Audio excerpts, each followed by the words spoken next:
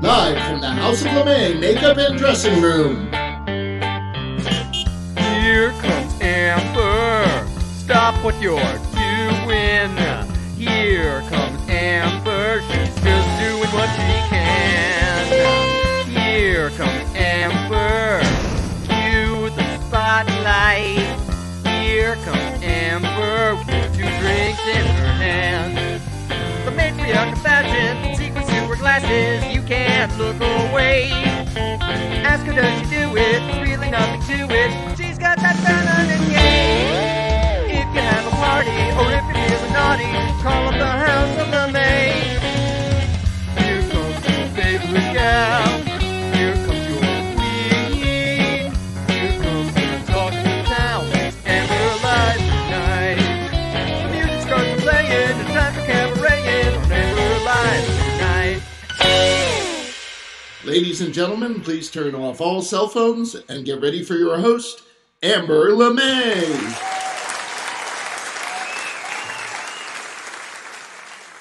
Take it from a queen who recently just got bashed all over the news for a minute. I could have went online and just fought it out and caused more chaos. Instead, I took a step back and learned and took a minute to breathe, and then came back even stronger because I adapted and I used their tools against them. Don't ever sit here and think, well, it'll never happen to me, or it was that one time. Don't take any situation lightly, because it's happening now. Stand up, and just when you're ready to fight and speak your voice, do it strategically, do it smart, and do it smartly.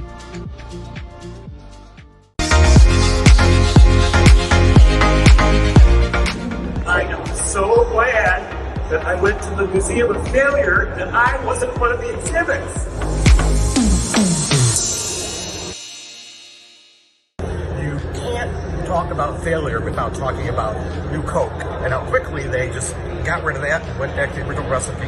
Or Coke Black, which is basically Drano.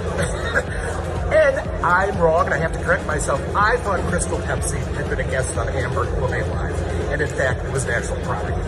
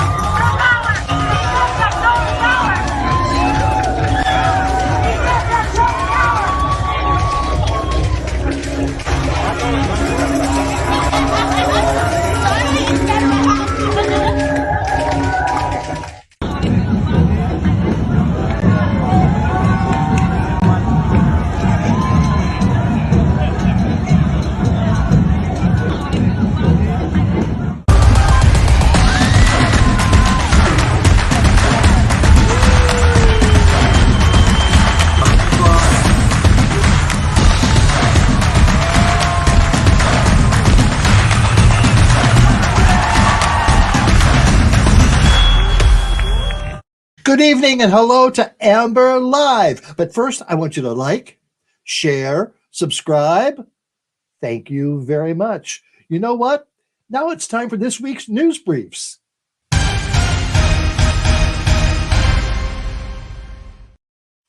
June, which means it's Pride Month, and that just triggers the worst in some people. Take, for instance, Rick Hughes down at Rick's Repair Shop in Tallahassee, Florida. Over Memorial Day weekend, they had this sign outside their business. Veterans get a day, fags and child molesters get a month. Why? Tallahassee City Commissioner Jeremy Matlow criticized the business, writing, "I'm not sure the sad, miserable place a person must be in to take the time to put this up, but I do know the majority of folks in Tallahassee reject this hatred and respect the freedom to be who you are, love who you want, and support LGBTQ rights every month of the year." Oh, and by the way, Rick Hughes, May is Military Appreciation Month. Not just a day. The Bozeman, Montana Pride Stroll was interrupted by a group of protesters wearing masks and sunglasses to protect their identities while chanting and carrying signs promoting white supremacy and condemning the LGBTQ plus community. Joseph Wood was walking near the group when one protester handed him a flyer. He continued walking near them, and another protester tried blocking his path. They ultimately got into a verbal altercation that escalated into the man hitting Wood in the face with a shield, then another man pepper sprayed him. The attacked man was treated by an ambulance crew, and it doesn't appear that any arrests were made. On a brighter note, more colorful note, Skittles is celebrating Pride Month by dropping its signature rainbow design and using its packaging to celebrate the work of artists within the LGBTQ plus community. Skittles partnered with 5 prominent artists who designed the special packaging in honor of Pride Month. The company said each artist's package tells a visual story of Pride. Each package will feature a scannable QR code, which will direct you to a dedicated Pride page on Skittles' website where people can read more about each artist. For each package of the specially designed Skittles Pride Pack sold, Skittles' parent company Mars will donate $1 up to $100,000 to GLAAD, the Gay and Lesbian Alliance Against Defamation. This is the 4th year Skittles has celebrated Pride Month and with specially designed packages.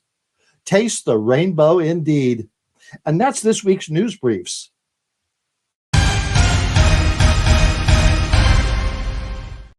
And now it's time to say hello to Russell. Russell, come on in. Hey, Amber, how are you? Oh, I'm doing fine. I'm so looking forward to tonight's show. I'm talking to some great people about Pride, about June and being Pride Month. So I'm really happy about that. You have 3 great people lined up. It's amazing. Yeah. Oh, yeah. It's really, really, really nice. So, but I want people to know the best way to watch the show tonight. How's that? Well, the best way to watch the show is on YouTube. That's youtube.com/AmberLive. And we like you to watch it there because all your friends are in the chat room there and you can chat with them and you get to see Amber in full HD. So that's the best place to watch. And when you're not watching Amber Live, don't forget we have a great TikTok channel, an Instagram, our Facebook, and even our website, amberlive.tv. Amber is everywhere. So right now, go on over to YouTube and watch there and join in the chat.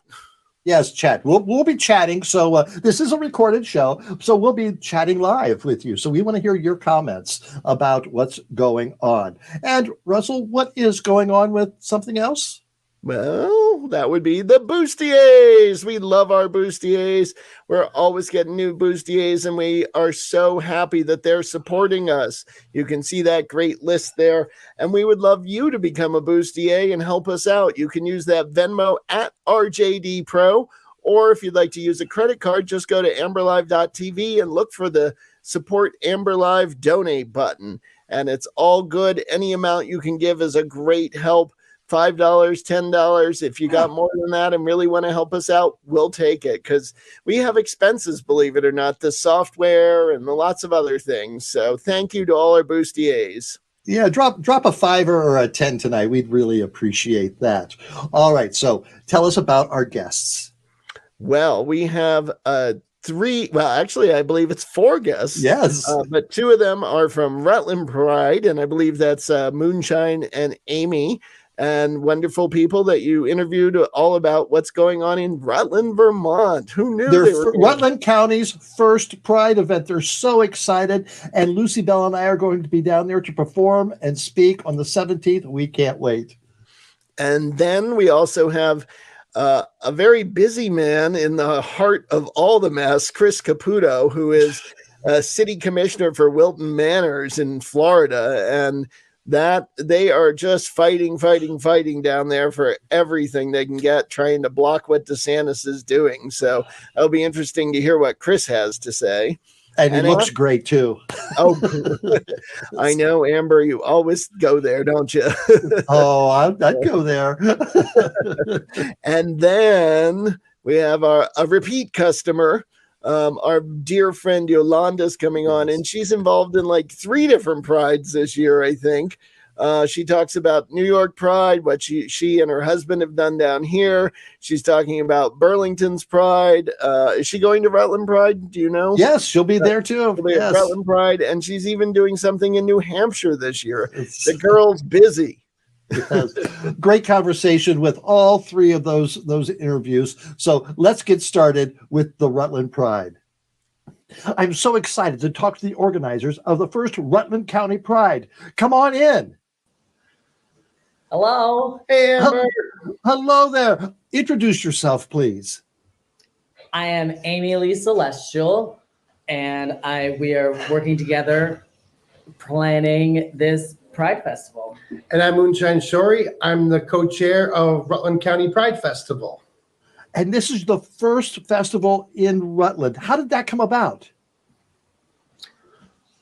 Well, we've had some other events that have happened in the past.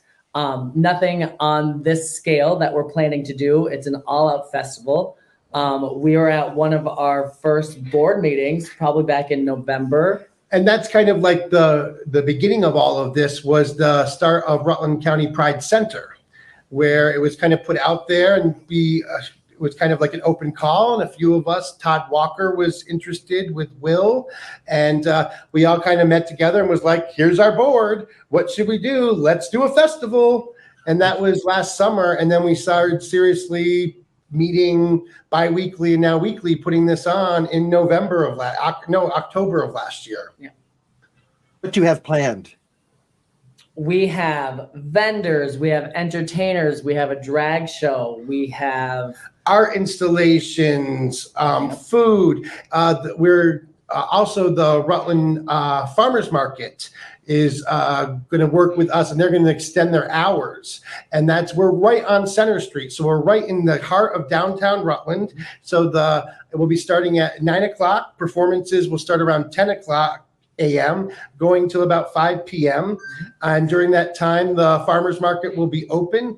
And then after that, at 7 p.m. at the Paramount Theater, they're hosting the first queer prom for high school students in the area. Well, how exciting. This is Saturday, June 17th.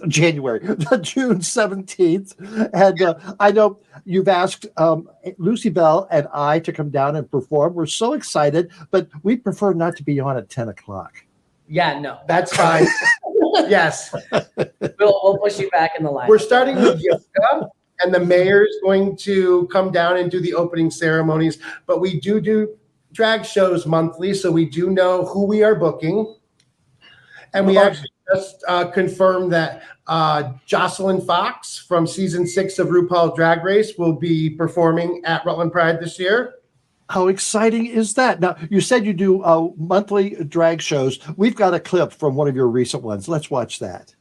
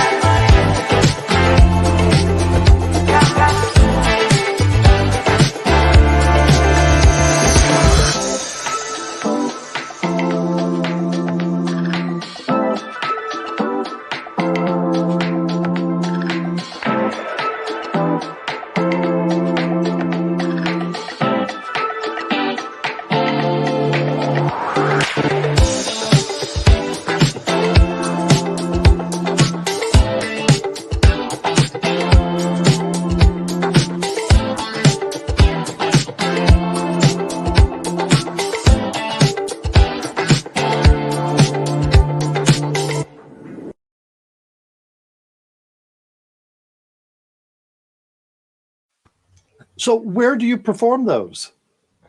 Those are currently at the Elks Club in Rutland County. And as you can see, we know how to throw a party. So it's always a good time down in Rutland. I didn't see any empty seats. No, it's a full house. It's the last Friday of every month at the Elks Club. They have been a great collaborator and host for our shows, showing us great support. And as Rutland Pride Center, we're hoping to open a brick and mortar later on this year. So we're in the process of getting into a space in downtown Rutland right now. Well, that's so exciting because Barry just opened theirs up last fall. I was honored to be down there for that. And it's a lot of things are happening in Vermont. Now, I've talked to a lot of drag queens from around the country that if they were having a show like that in a small town at the Elks Lodge, there would have been Proud Boys out in the parking lot threatening people to come in. Have you felt any of that in Rutland? I can tell you, we've done a lot of shows in many different parts of Rutland County. I can say overall, the people's reaction to us is just they're there for a good time and they know what they're getting into and they want to come out and enjoy and support.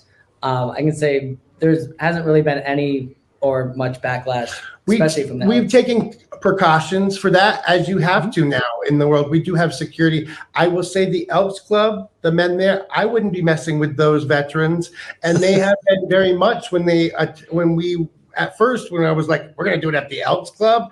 Let's check out to see what they're about. And they're about community building and about everyone in the community. And they even can kind of be from a demographic of older people that kind of get pigeonholed, that are conservative, that aren't for that. And the way it was kind of told me is that we're for all parts of the community. We don't pick and choose. And you guys are doing great things and offering opportunities for people and joy. So we want you here.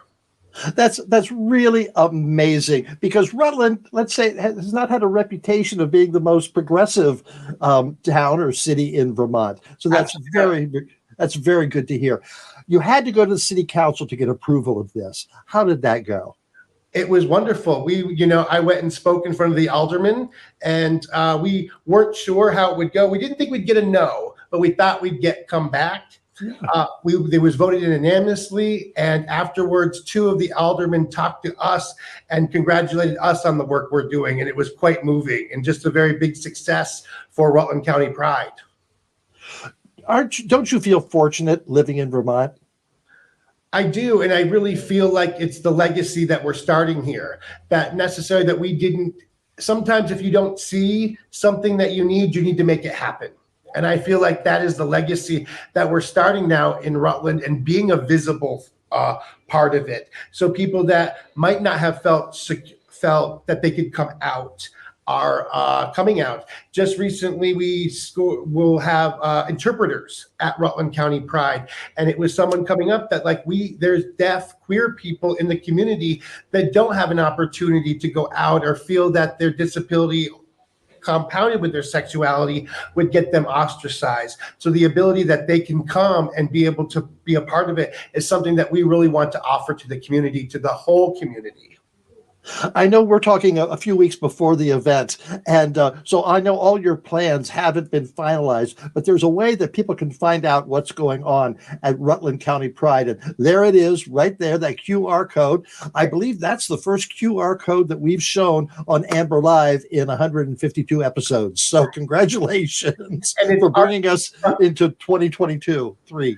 We're glad to do that, and we thank our board of directors. It's just not me and Amy. There's a whole bunch of us, and some of our more tech savvy people were able to do that. And it's rcpride.org. We'll bring you to, if you want to donate for the festival, it's never too late. That it has our bingo that we've been doing. It will have the Fierce Fridays and other activities that we're doing and how you can take part in Rutland County Pride. Well, I just admire that so much, that what you're doing, you're taking something that you love to do and spreading the joy and the pride in Rutland, Vermont. Who would have thought that 5 years ago? Actually. Well, and Amber, we'd like to thank you for trailblazing the way. We wouldn't be here, be able to do that if it wasn't for the opportunities and the visions that you had for Rutland and the winter is a drag ball that you throw. Yeah. Oh, and I think it was about 10 years ago, we performed down in a bar in Rutland. I forget what the name of I that. went there. That was my first time out in drag. I think I had met you guys, a little baby Amy going out to Pub 42. Singing. That's. I got photos.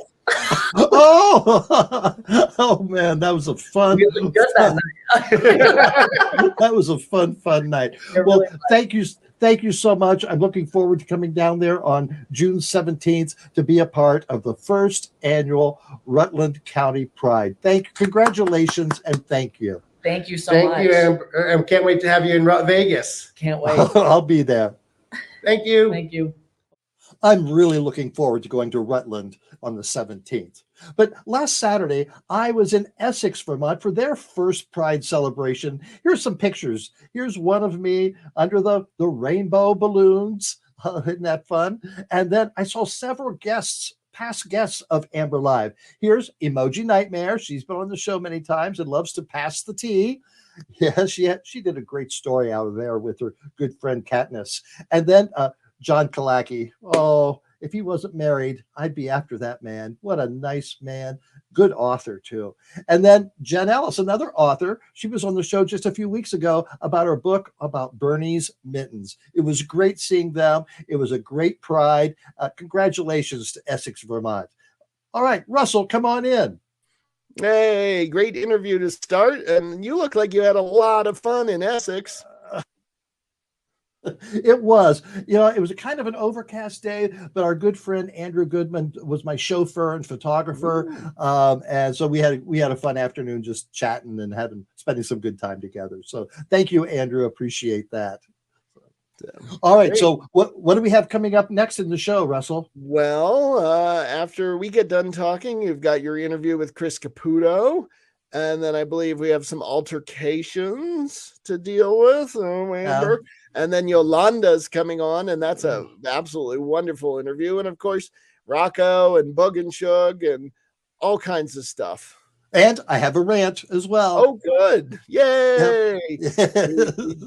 As rough as they can be, we do like your rants. That's the way they are. All right. Well, let's get on with that interview with Chris Caputo.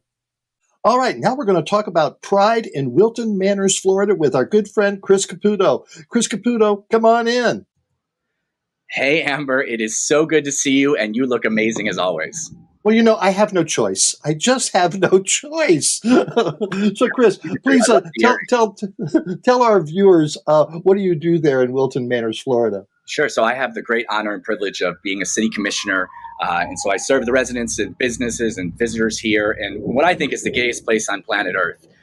And one of my favorite parts of that job is really sort of being an ambassador for events like Pride or our Wicked Manors. That's our big Halloween event. Tell us more about Wilton Manors. How old is the community, and more about who lives there? Yeah, so the community, of course, it was a small, very different town if you go back 50 years ago. But about 15, 20 years ago, we started to have some gay bars. Georgie's Alibi popped up first, and then a whole slew of them after that. And we very quickly grew to be one of the most populous gay areas in the country, if not the world, based on the census and things like that. And how long have you lived there? I have been here in the city of Wilton Manors, or just outside the city of Wilton Manors, for the last 15 years. Wilton Manors, it's actually small. It's an island of all of 2 square miles or so. But we have lots of nearby area here in Fort Lauderdale and Oakland Park that we feel like is all sort of part of our greater Wilton Manors area. Tell us about the Pride plans for Wilton Manors. Yeah, so we are so excited for our Pride. It's a huge event every year with a great parade. And of course, we close down the street, so it's about half a mile that gets closed down, and it is packed with people. This year is going to be, hopefully as amazing as ever. It's an important year for us down here. We want to have a big turnout, and I expect that we will. And so it's June 17th, by the way. And so we'd love to have everyone come and join us, come here. It's a fun place to be for sure, for probably one of the best prides in the nation. Was that ding on you or me? That's me. Okay. Never mind. Okay. I've read about you in the Boston Globe and some other national news. What's that all about? So are you talking about the March in Heels, or are you talking about what's going on with DeSantis? Because there's been all kinds of news. Let's go with DeSantis. Awesome. So, this guy is in his own political ambition and in trying to follow a bit in almost a crazier version of Trump's footsteps. He is, doing things that are just, it's like the slate of hate, as we call it, where he's passing every law, that is anti-LGBTQ that you can imagine, from, his plan has been to expand the Don't Say Gay, and he was successful in that. He just passed some anti-trans bills. He has the sort of anti-drag queen law, if you will, that a lot of people have been talking about. And so it's been really difficult, certainly here in Florida, to have all that come down. But we've started to actually win some victories. Like we just got an injunction against his ban against gender-affirming care for youth. So we're already starting to see the courts unwind the disaster that he has brought to the state. I saw something the other day that, they passed the bill about the migrant workers and how they were going to crack down on those. And now all of a sudden they realize what's happening there, that the migrants are leaving and the fields are empty. The construction sites are not doing anything. And now they're going, oh, we didn't mean you. You can stay, and they're going to realize that it bites back. That's right. It's very interesting. I was meeting with some developers and they were talking about their what they think the long-term kind of construction costs and things like that are going to be. And they just said, hey, with just migrants leaving alone, we don't have the labor pool that we had. So we can expect costs to go up quite a bit, in the short-term future. So it's interesting how it all trickles down, if you will. Okay, you talked about the influences of the drag laws, the anti-drag laws. Are they going to affect you in Wilton Manors for Pride? So, it certainly is going to have some effect on Pride. I know that a lot of the bars here in town, because as a liquor establishment, if you were to knowingly allow someone who is a child to see a drag performance that is deemed to be, lewd or sexual in nature, you could lose your liquor license. And since many of the bars, are the ones who run the stages, they've decided not to put drag queens outside on the streets as they usually do, and that's really sucks, frankly. It's unfortunate, but we're happy to keep it an all ages event, as we think Pride should be. There will be drag queens, of course, in the bars, and I'm actually excited. I'm going to be in drag myself on the city's float, and I know there'll be a whole bunch of drag queens on floats. So drag will still be well represented. We're starting to send a message to DeSantis that his law doesn't work down here. Tell me about your drag character. Yeah, so I'm going as Lady Vote. I have to tell you that I'm not a huge fan of doing drag. I hate shaving my beard. So it's a traumatic experience. I don't know how lovely ladies, like you do this, Amber. It's so intense, but I'm very excited. It's going to be a political statement. I think it's important that politicians, that we stand up, right? And one of the things that he can do with this law is recall, a commissioner or an elected official for violating it. And so I'm outright hoping that he'll do that. So I have an opportunity to challenge his law in court. And ultimately get it overturned.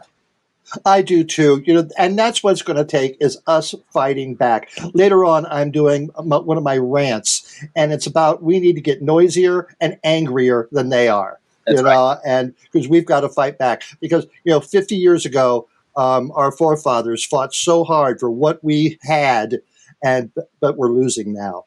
So we've got to get loud and angry. You're 100% right, and it's so shocking for me to see just how quickly progress can be rolled back. So it really has, I think it's scared us as a community, but it's got us re-engaged. And you're right, we need to be out there, we need to be loud, we need to be heard. We need to get rid of these people from office that, don't care about people like we do. That's right. Very good. Well, Chris, good luck with your Pride. Send us pictures of you. We want to see them in drag on that float. All right. All right. Good seeing you.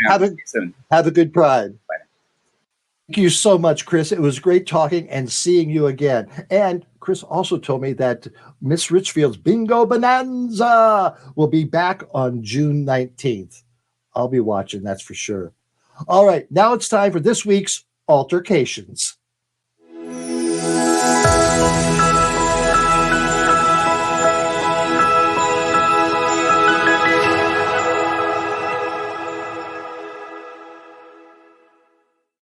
Altar-cations is our weekly report in response to those who say it's the drag queens grooming and molesting children.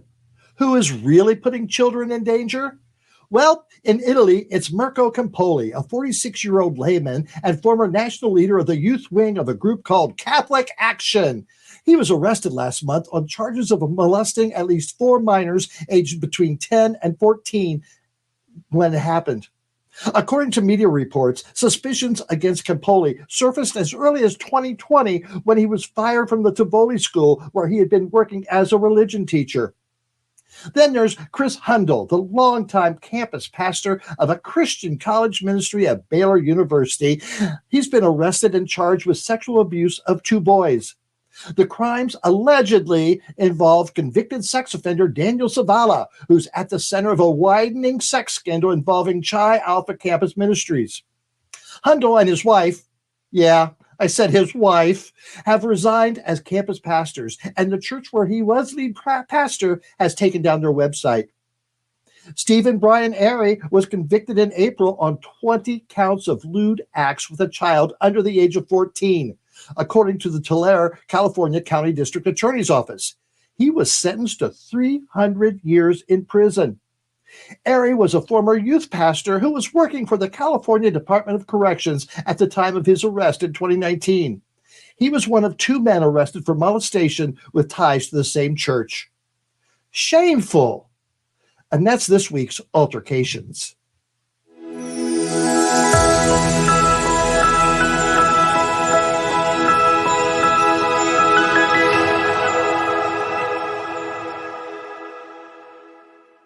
And now it's time to talk to our good friend Yolanda, who I believe has been on the show more than anyone else. So come on in, Yolanda.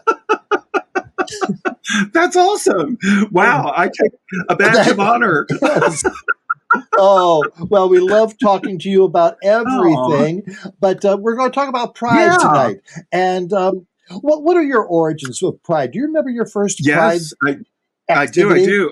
So let's see. I didn't experience a Pride event at all until I moved to New York City in 1982, and then I didn't even know what it was. I was so green. I just moved to New York City from Tennessee. Actually, I'd finished college there, and I hardly had ever actually the very first drag queen I ever saw or anything like that was in Tennessee when I was in college, and I was still figuring myself out. So I moved to New York, and I happened to be walking around one day, and like all of a sudden there was this like, my God, where did this parade come from?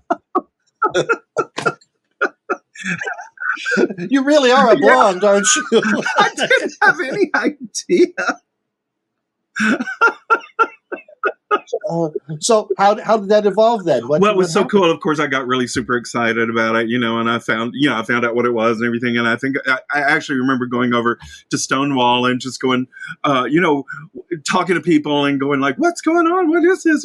So I got a sort of a brief history of, the Pride movement right there. And it actually was the day, the first day I found out about Pride was the day I met Stormy. What was her last name? She was a Stonewall veteran, one of the folks that was there originally.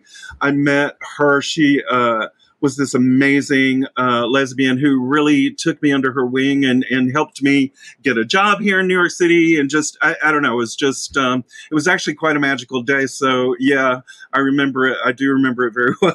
Remember it very well. She was so cute to me. She was like, honey, you need a little help. Yeah.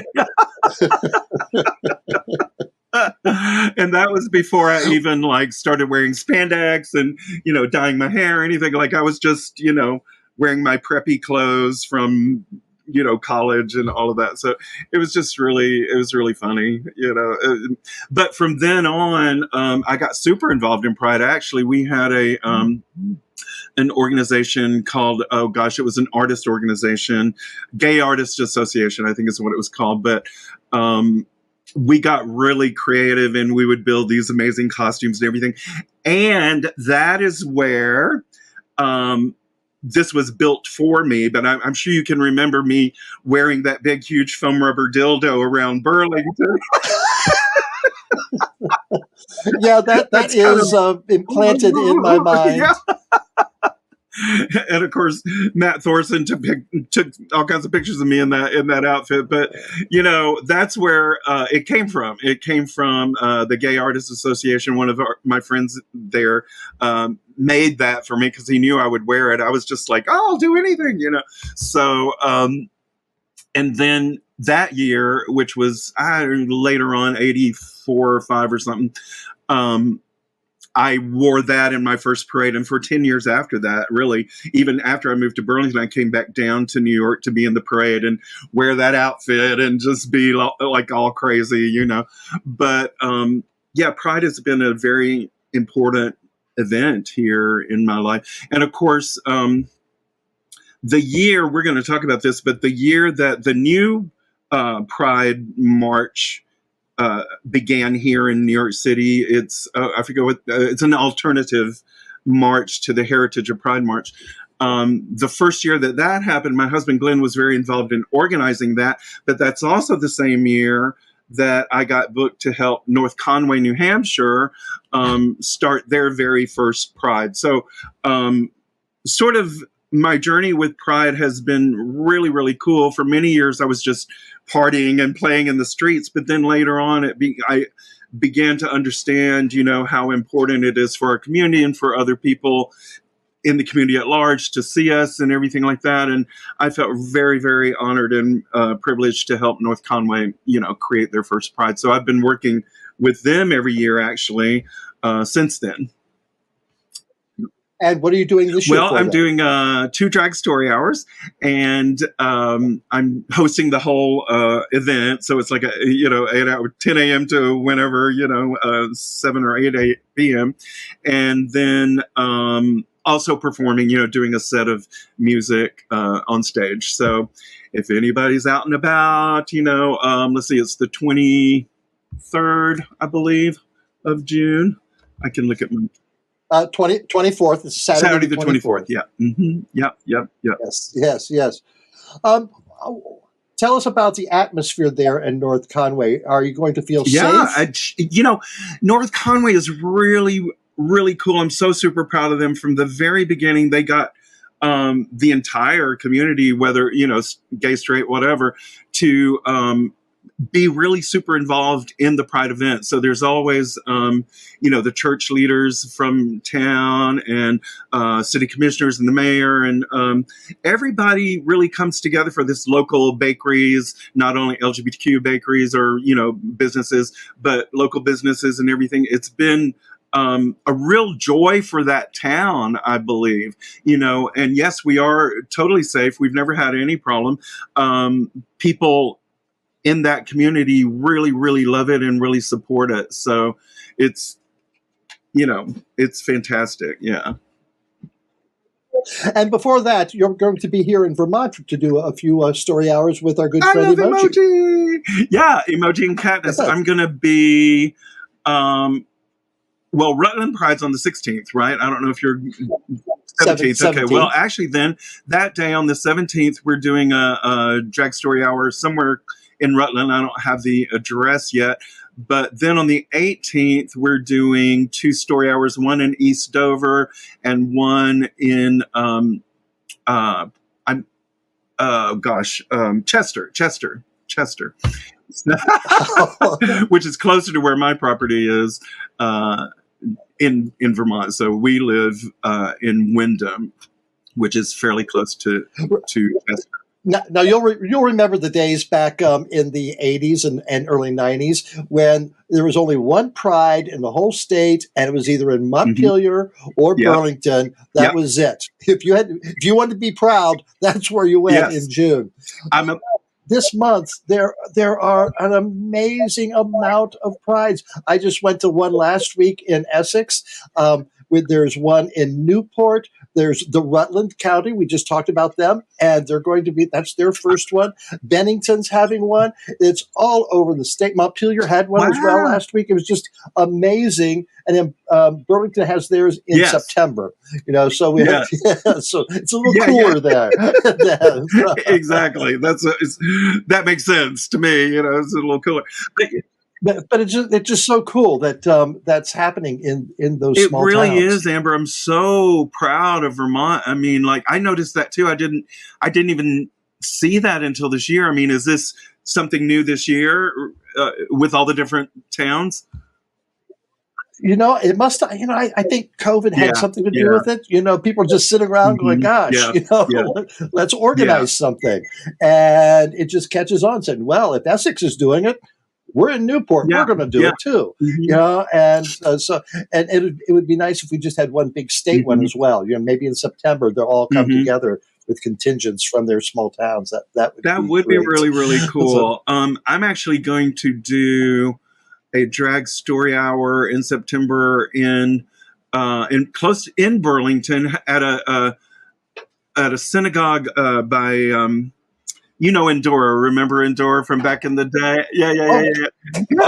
She's now a rabbi and has a synagogue that she leads in Burlington, but I'm not sure exactly where. So it's probably we don't have the dates yet, but it's probably during Pride weekend or something like that. Yeah, in Burlington. So, yeah.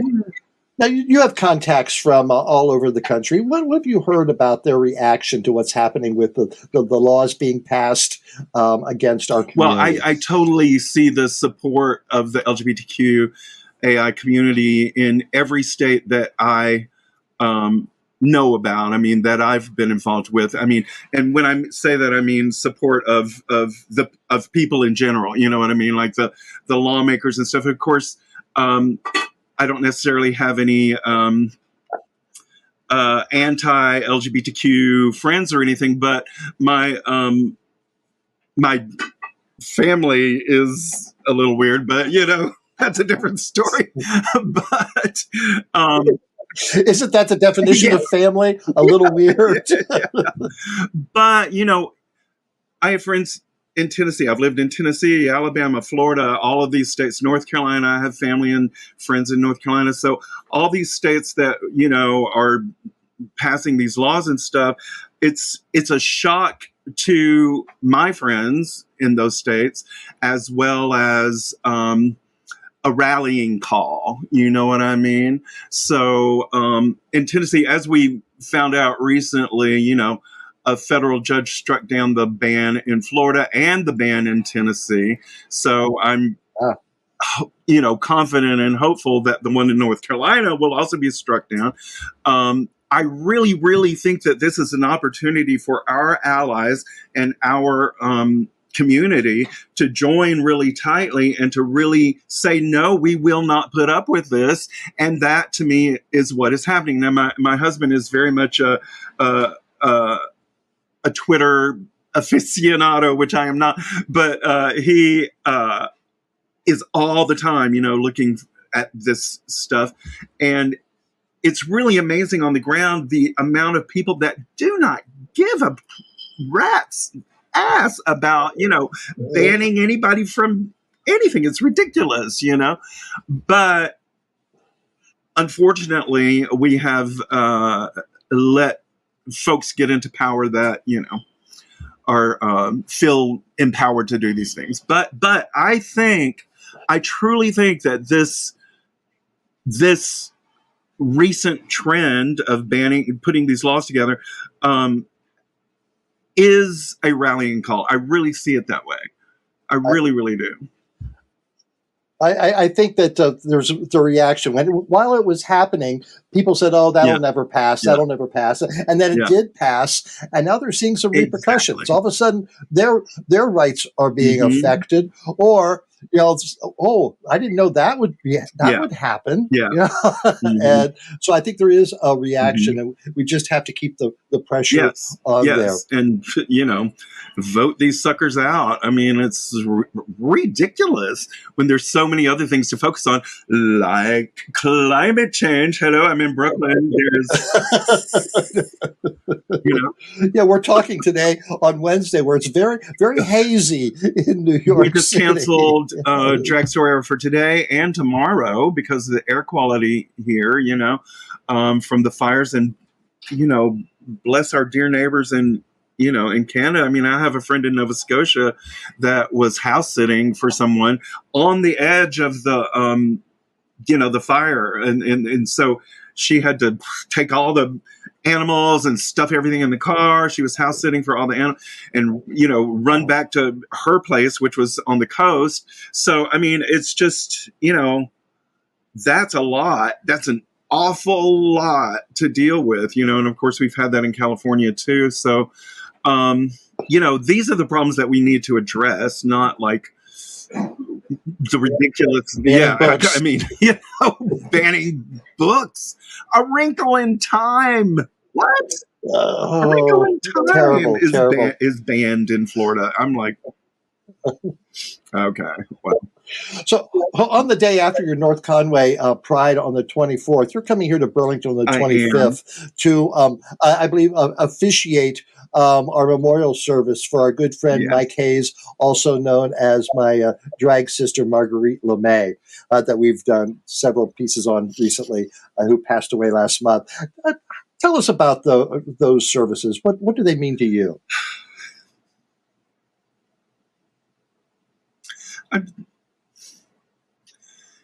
Amber, I'm so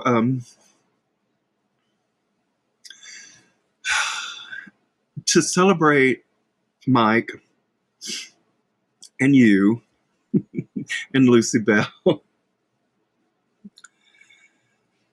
Well, it means the world to me to be asked to do that. And I when Nancy asked me, I immediately said yes.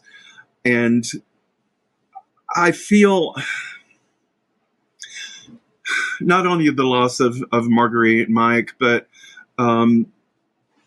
just that this is a time in our lives when people are going to be leaving, leaving the planet. I mean, I am 60, I'll be 67 this year, I mean, it's something that we all will have to look at and face as time goes on. And so what I have to do is I have to really know that we're celebrating Mike's life, you know what I mean? And the joy that he brought to us, and that wonderful, hilarious smile and laughter and just, spitting in your face, all the like little sprinkles that he, Either spit or sweat, you're going to get wet. It was a fact.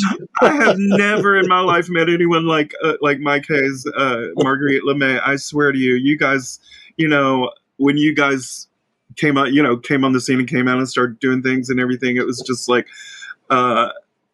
such a breath of fresh air. I was just like, wow. And then, I remember the first time meeting Mike, I was just like, whoa, who is this Amazon, So it just, it truly means the world to me to be with you and at this time of celebrating Mike's life and his journey. And I'm just really super honored. Like Nancy, we haven't discussed exactly the details of how we're going to do the service yet, but my intention is to bring my memories, and I'm going to sing We Are Angels and just celebrate who Mike is. I think Nancy has some poetry and some other things that she wants us to share and do together, maybe a little ritual or something.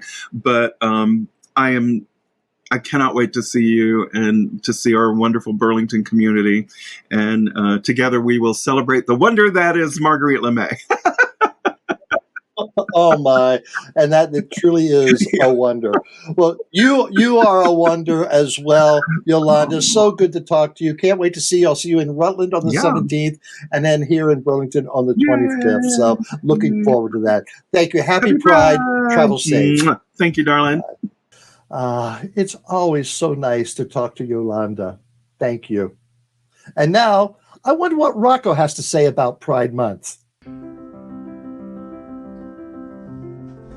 Oh, hey, I didn't see you there. It's me, Rocco. You just caught me coming out of the closet. No, not like that. Not that there's anything wrong with that. I was just coming out of my actual closet. These things happen. But anyway, this being Pride Month and this being the whole Pride episode, I, as a, straight guy, wanted to say to all my not straight guy friends and gals, happy Pride. And I love pride. I take pride in a lot of stuff myself. I take pride in my pretty snazzy jacket right now. Did you know that pride is also what I call a group of lions? But that's got nothing to do with this, all right? So, next time you're out and you're thinking, hey, I'm pretty proud of who I am, you should pat yourself on the back, because that's a big deal. Be proud of who you are, no matter who you are. I mean, let's face it. I'm the kind of guy that's kind of patting myself on the back all the time. Because even though I'm not gay, maybe sometimes gay things happen, I might do some gay things, because if you're going to be with a couple, sometimes you're with the couple. But, that's me talking again. Hey, Lord, who am I to say anything? I don't even know where to look at the damn camera. I'm looking over to this side. Did you notice that? It always happens. Anyway, this is Rocco with apparently nothing much to say because I'm going back in the closet. So I'll see you guys out on the streets dancing around, having fun, or next week back on this show with Amber and stuff. All right, talk to you later. This is a nice big closet. Hey, who the hell are you? Thank you, Rocco. You never disappoint me. And now it's time for Amber's Rant.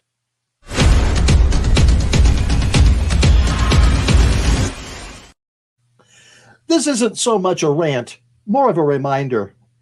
As mentioned before, June is Pride Month, but it always wasn't about pride. At the first anniversary of the 1969 Stonewall riots, it was called the Christopher Street Liberation Day March. It wasn't a parade, it was a march of protest. We had no rights, and we weren't going to stand for it anymore. Through the valiant efforts of those brave people over 50 years ago, things started to change. There was more acceptance in society as more and more of us came out. But just as we were hitting our stride, AIDS struck us down and set us back. Society recast us as villains, untouchables, a threat to their existence. Again, through the valiant efforts of members of our community and allies, we persevered. Laws began to change. Rights were claimed. Our marches became parades of celebration. But the pendulum is swinging back to the 1950s as the radical right wing wants us back in the closet, or in some cases, the casket. From protesting at drag story hours to banning our books to boycotting our corporate sponsors, they're after us again. We and our allies outnumber them, but they are noisier and angrier. We need to get noisy again and angrier than them. So, as we celebrate our Pride this month, let's make sure we remember the struggles of our ancestors and ensure that future generations don't look back at us and wonder, what the hell happened? Happy Pride, everyone. See you next week.